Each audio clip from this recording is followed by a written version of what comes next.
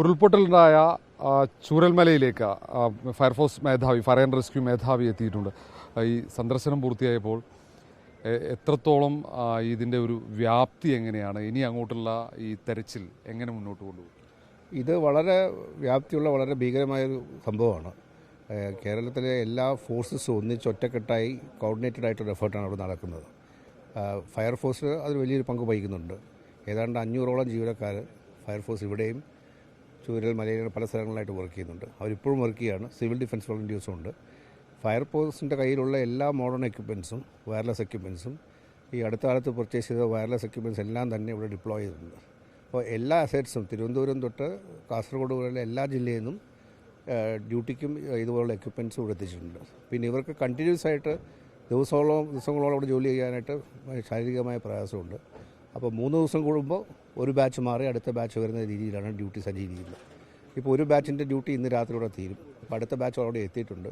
നാളെ രാവിലെ അവർ take over ചെയ്യും. അങ്ങനെ 3 ദിവസം കൂടുമ്പോൾ ചെയ്യുമ്പോൾ ഫ്രഷ് ആൾക്കാർ എപ്പോഴും ഗ്രൗണ്ടിലുണ്ടായിരിക്കും. ടയർഡായി പോയില്ല. ഈ മേഖലയിൽ നിന്നും കൂടുതലായും ചെളി ഉൾപ്പെടെ കുത്തിയൊലിച്ചു വന്നു. ചിലയിടങ്ങളിൽ 10 അടി താഴ്ചയിലെങ്കിലും ചെളി നിറഞ്ഞു കിടക്കുന്നുണ്ട്. അവിടെയൊക്കെ നമുക്ക് നിലവിലെ സംവിധാനം മതിയോ? കൂടുതൽ സാങ്കേതിക വിദ്യകൾ ആവശ്യമാണോ?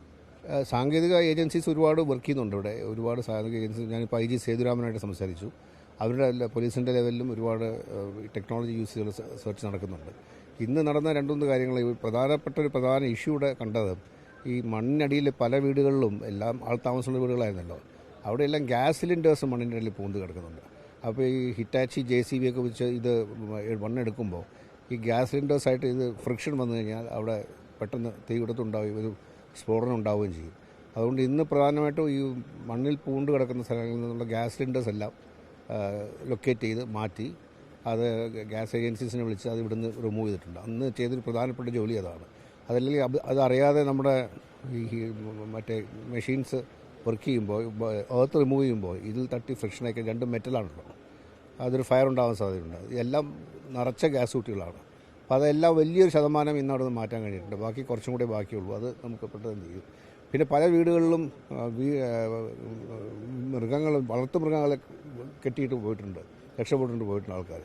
അപ്പോൾ അതിൽ പക്ഷികളൊക്കെ നമ്മൾ തുറന്നു വിട്ടുമല്ലോ, അത് വേറെ നിവൃത്തിയില്ല. ബാക്കി കാലികൾക്കുള്ള തീറ്റ, മറ്റാടുകൾക്കുള്ള തീറ്റ, അതെല്ലാം ആർമിയുടെ സഹായത്തോടുകൂടി ഞങ്ങൾ എത്തിക്കുന്നുണ്ട്. അപ്പോൾ ഇത് വലിയൊരു ടാസ്ക്കാണ്. ഒരുപാട് ജീവനുകളുടെ പ്രശ്നമാണ് ഇത്. പല ഏരിയയിലും സ്പ്രെഡ് ചെയ്ത് കിടക്കുകയാണ്. ഇപ്പോൾ നമ്മൾ നോക്കിക്കഴിഞ്ഞാൽ ഒരു വലിയ വിഭാഗം നമുക്ക് ഡെഡ് ബോഡീസ് ലഭിച്ചിരിക്കുന്ന ചാലിയാർ പുഴയിൽ നിന്നാണ്. എത്രയോ കിലോമീറ്റർ ദൂരെയാണ്. അപ്പോൾ ആ പുഴയുടെ തീരത്ത് ഈ പലരും മഴ പെയ്തപ്പോൾ ആദ്യത്തെ രാത്രി 1 മണി 1:30 സൂചന കിട്ടിയപ്പോൾ എല്ലാവരും ആദ്യം വിചാരിച്ച് ഇതൊരു വെള്ളപ്പൊക്കമാണെന്ന് വിചാരിച്ചു. അപ്പോൾ വെള്ളപ്പൊക്കം എന്ന് വെച്ചാൽ ടെറസിൽ കയറി നിൽക്കാമെന്ന് വിചാരിച്ചിട്ട് ടെറസിൽ കയറി നിന്നവർക്കാണ് ഏറ്റവും കൂടുതൽ ഡാമേജ് സംഭവിച്ചിട്ടുള്ളത്. കാരണം വലിയ വലിയ പാറകളും കൂട്ടങ്ങളുമാണ് നേരിട്ട് അവർ വന്ന് ഹിറ്റ് ചെയ്തിരിക്കുന്നത്. അങ്ങനെയാണ് ഒരുപാട് പേർക്ക് മരണം സംഭവിച്ചിട്ടുള്ളത്. അപ്പോൾ ഈ ടാസ്ക് കണ്ടിന്യൂ ചെയ്തുകൊണ്ടേയിരിക്കും. മാക്സിമം ആൾക്കാരെ ജീവനോടെയോ അതല്ലാത്ത ദൗർഭാഗ്യവശാൽ അത് പറ്റിയില്ലെങ്കിൽ അല്ലാത്തവർ റിക്കവർ ചെയ്യുന്നവരൊക്കെ ടീമുകൾ മാറി മാറി വന്ന് കണ്ടിന്യൂ ചെയ്തുകൊണ്ടിരിക്കും. നമ്മുടെ മെഷീൻസ് എല്ലാം ഇവിടെ ഉണ്ട്. ഫയർഫോഴ്സിൻ്റെ എല്ലാ സ്കൂബ ടീം അടക്കം.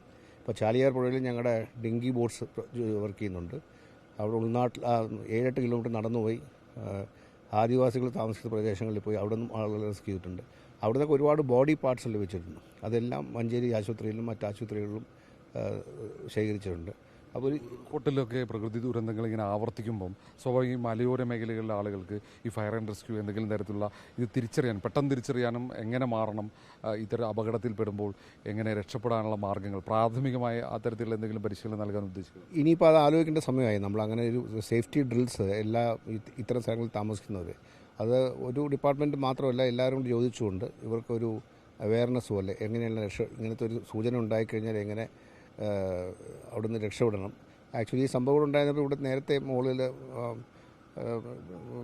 പുഞ്ചിരിമേട്ടിലൊക്കെ താമസിച്ച ആദിവാസികൾ താഴെ വന്ന് പറയുന്നുണ്ട്, ഇങ്ങനെ ചില ശബ്ദങ്ങളൊക്കെ കേൾക്കുന്നുണ്ട്, അത് അപകട സൂചനയാണ്. കാരണം അവർ വർഷങ്ങളായിട്ട് ഇവിടെ ജീവിക്കുന്നവരാണ്, അവർക്കറിയാം.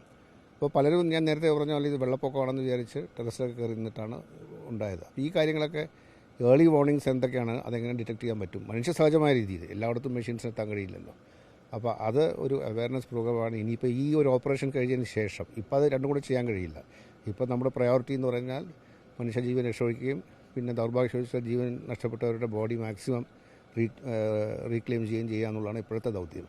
അത് കഴിഞ്ഞിട്ട് ഒരു ലോങ് ടേം സ്ട്രാറ്റജി എന്നുള്ളതിൽ ഈ പറഞ്ഞൊരു കാര്യം, ഇത്തരം പ്രകൃതി ദുരന്തങ്ങൾ സൂചനകൾ ലഭിച്ചത് എന്തൊക്കെയാണ് സൂചനകൾ, പ്രകൃതി തന്നെ ചില സൂചനകൾ നൽകാറുണ്ട്. ചില ആനിമൽസിൻ്റെ അവർ പരിഭ്രാന്തി നിറഞ്ഞ പെർഫോമൻസ്, കിളികളുടെ ഇതൊക്കെ ഈ സ്ഥലങ്ങളിൽ താമസിക്കുന്നവരെ അവെയറാക്കി അങ്ങനെ ഉടനായിട്ട് ചെയ്യേണ്ട കാര്യങ്ങൾ എന്തൊക്കെയാണെന്നുള്ള കുറിച്ച് ഇത് കഴിഞ്ഞിട്ട് ഇപ്പോൾ രണ്ടും കൂടെ ചെയ്യാൻ കഴിയില്ല. ഇത് കഴിഞ്ഞ് അടുത്ത സ്റ്റെപ്പായിട്ട് തീർച്ചയായിട്ടും ഞങ്ങൾ ആലോചിച്ച് തീർച്ചയായിട്ടും അങ്ങനെ നടപടിയെടുക്കും. കൂടുതൽ ദിവസം നീണ്ടു നിൽക്കുമോ? എങ്ങനെയാണ് ഒരു വിലയിരുത്തൽ?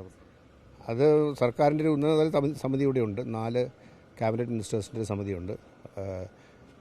സ്റ്റേറ്റ് ഡിസാസ്റ്റർ മാനേജ്മെൻറ്റ് അതോറിറ്റിയുടെ കോർഡിനേഷനുണ്ട് ട്രിവാൻഡ്രത്ത് നിന്ന് കൺട്രോൾ റൂമിൽ. വേറെ ഒരുപാട് ഏജൻസീസ് ഉണ്ട്. അപ്പോൾ എല്ലാ ഏജൻസീസും കൂടെ ഒത്തിരുന്ന് വെച്ച് വിലയിരുത്തൽ നടത്തിയിട്ട് മാത്രമേ അതിനെക്കുറിച്ച് തീരുമാനമെടുക്കുകയുള്ളൂ. ഒറ്റയ്ക്ക് ഒരു ഏജൻസിക്ക് മാത്രം എടുക്കാവുന്ന തീരുമാനമല്ല. അത് ഏതുവരെ പോകണം, എങ്ങനെ പുരോഗമിക്കണം എന്നുള്ളത് എല്ലാ ദിവസവും കൂടിയാലോചിക്കുന്നുണ്ട്. 4 സീനിയർ മിനിസ്റ്റേഴ്സ് അത് ലീഡ് ചെയ്യുന്നുണ്ട്. അപ്പോൾ അതിൻ്റെയൊക്കെ കൂടിയാലോചനയുടെ ഭാഗമായിട്ടുണ്ടാകും.